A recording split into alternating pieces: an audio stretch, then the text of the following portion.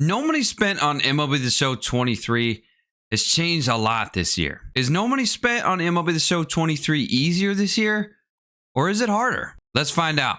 What's going on, boys? Stans here. We're back with another video, and today we're going to be talking about No Money Spent. This is No Money Spent episode 19, I believe. I could be wrong. But this episode is going to be talking about no money spent this year, and if it's an easier year for no money spenders or if it's a harder year for no money spenders. In my opinion, it's definitely a different kind of year for no money spent, but I do think this is probably one of the easiest years for no money spent in a very, very long time. Prime example of this, look at my squad right here, right? I've got all 99s, some of the 97s are in here. Definitely not the best God squad in the world, but as a no money spent squad, this squad can definitely get me to World Series division easily. Obviously, this is a no money spent account, and I don't play the game as much as other content creators do play it. You guys have to remember, this is not my full-time job, so I do work 40 to 50 hours a week. I'd say on average I'm getting about maybe a couple hours of gameplay every so days. It all average out probably around there, and this is a squad that I'm able to get. I can imagine what lineups are looking like for players that are playing like 4 to 5 hours a day. I mean, it's just unbelievable. It's almost unnecessary how good the team is. But a prime example of how crazy no money spent is this year, I have the live series collection done. The Derek Jeter, the Mark McGwire and the Sammy Sosa. Look at my lineup. I have one of those guys in this lineup right now. We go back to MLB The Show 22. Let's look at this live series collection, right? We got Frank Thomas, we got Roberto Clemente, and Randy Johnson as our main collection reward. And at least for me, when I got this collection done, Randy Johnson, he was in my rotation for a very long time. I want to say he was in my rotation all the way until December. I don't know how long Roberto Clemente and Frank Thomas were in my lineup for, but I know for sure this Randy Johnson was in my rotation for a very, very long time. And what I'm trying to say here is this Randy Johnson had its value. It was worth it to do that live series collection because I used him for a long time. Now, am I saying that the live series collection was not worth it for MLB The Show 23? I don't know. I have no idea. It just depends. The good thing that this does have going for it is the fact that these are core cards, right? We can use these cards throughout the entire year. But the problem is, dude, when set 3, 4, 5, all that stuff comes out, they're going to be coming out with cards that are much better than these guys. And it doesn't help that the fact that this Derek Jeter card can literally play shortstop only. You can put him at DH, but I don't know. That just doesn't make sense because he has diamond defense. You got to put him at shortstop if you put him on your team. So am I going to be using Derek Jeter in December? Probably not. I'm not going to sit here and say that these cards are bad because they're not. Really, the only card that I think is bad now is Mark McGwire because they changed his swing. But even before that, I thought all of these cards were really, really, really good cards to use. Like I said, the Sammy Sosa is still in my lineup to this day. These cards are good, but they come out with so much different content, and it just makes you wonder, was that, million stubs plus that I spent to complete this live series collection, was it worth it? I'm not sure, but I do want to talk about these set collections. These are the collections that I think matter the most. And of course, this core collection too is very, very important because all of these cards right here are cards that you're going to be able to use throughout the entire year. So if you're at a point right now where you haven't even really put a dent into the live series collection and you have a bunch of stubs, you might just want to start doing the core collection in the set 1 and 2 collections instead of the live series collection. Call me crazy, but at this point, if you haven't completed the live series collection, it might make more sense just to get these out of the way, because at the end of the day, I do think that these cards through the set 1 and 2 collection, I do think that these cards are much better than what you're getting out of the live series collection. This is from set 1. You get Babe Ruth, Pedro Martinez, and Chipper Jones.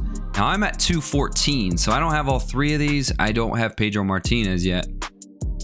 I don't really care to get him, but I got the ones that I really wanted, Babe Ruth and Chipper Jones. Now we do know that set 1 cards will be going away when set 3 comes in, but we have to remember that set 1 cards aren't just going to disappear out of your binder, right? we still have that wild card feature that we're still able to use. And I feel like a lot of people in No Money Spent are going to be using the wild card on Chipper Jones, Babe Ruth, these set one cards that are really, really good. I probably will use mine on Chipper Jones. So if you're completing the set one collection and you have that plan to use the wild card on Chipper Jones, it might still be worth it to you. I mean, we look at all the players in the live series collection. Chipper Jones is better than all of them. Same with set two. We look at these guys. I haven't gotten one of these guys yet, but look at all of these good players. David Wright, Hank Aaron, Randy Johnson. I mean, these are hands down some of the best cards in the game. In every single set, they're going to get better and better. And another big reason that I think you guys should be getting these collections done before the live series collection, for now anyways, is because these are kind of low-key, not that hard to complete. I could tell you right now that the set one collection, most of these cards that you're seeing right here, these were all free. These are all free cards that I was earning through single player and didn't have to spend any stubs to get them. This game comes out with well more than enough content to be able to have enough cards to at least complete the first step at 140 cards to get at least one of these guys. So if I just played enough single player to just get Chipper Jones, that alone is well worth it. I could have saved all the stubs that I spent on the live series collection and just got this Chipper Jones. So keep that in mind. The set collections are not hard to do. It just requires a lot of single player, which I'm going to say that the single player grind for MLB The Show 23, No Money Spent, is absolutely ridiculous. I really hate that the situation that they put us in, because you almost have to play single player, right? You have to, because like I said, all those cards that, not all of them, but most of the cards that you guys saw from set one that I collected, those are from Team Affinity, grinding single player, playing mini seasons. Now you could grind Team Affinity by playing events and stuff like that, but you have to play moments. You have to play conquest. You have to complete all of this stuff, showdown. And it just takes so much time. I've only played 22 total ranked seasons games, which is unbelievable. At this time last year, I think I was at 50 plus games. I just feel like I don't have enough time to be able to play ranked seasons, BR events, whatever, because of how much single player content is out there that they kind of force us to play because we want to get these collections done. So I guess at the end of the day, what I want to tell you guys as No Money Spent players, for this game this year, you could skip out on some things if you don't really want to play it. There's so much content in this game and so many different kinds of variations of teams that you could go with that could still get you a really far way in ranked seasons. You can make it to World Series without even having that great of a God Squad because of how many 99s, 97s are available for free and aren't even really that hard to get. As a content creator, of course, I'm trying to collect every single card that is out there. But if you're just a casual player and you got a bunch of stubs and you're trying to get this live series collection done now, it might make sense just to skip out on this. I'm not saying that you should do that. I'm not saying it's a good idea. But if you're just trying to have like a God Squad and just get through ranked season, you want to be competitive in ranked seasons, you don't have to do the live series collection no longer, because there's plenty of different cards out there that can replace these guys. Jeter can be replaced by Tatis, Trey Turner, Corey Seager, McGuire. There's so many different first basemen that are in this game. There is a boatload of different outfielders that can replace this Sammy Sosa. The main reason why you guys are probably going to want to get these collections done is simply just to have more cards to be ready for future collections that come out. These collections are not here to make you more competitive online because these cards are replaceable. That's the difference between 22 and 23, I feel like. 22, the collection cards were the best cards in the game, and if you had them, you had an advantage over your opponent. MLB The Show 23, I feel like most of these guys are replaceable. Now, I know that, you know, the big thing this year is the whole ranked seasons program and the Battle Royale program, big pack being non-sellable is kind of BS. I know a lot of people don't like it. The ranked seasons program, the World Series one, I agree with that one. It's no sell. Those cards, that program is so easy to complete. It's almost ridiculous.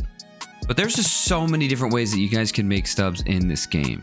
The Battle Royale program, I feel like, I don't know, this one's tough because the Battle Royale program alone, without going 12-0, completing this program is tough. You're just a casual player and you play this game maybe a couple hours every other day. I mean, I'm kind of like that. I work 40 to 50 hours a week, and there's days that I cannot play this game at all. I'd never find time to be able to complete this program. I'm already facing it that I'm never going to complete this because you have to put in so much time just to get this program done.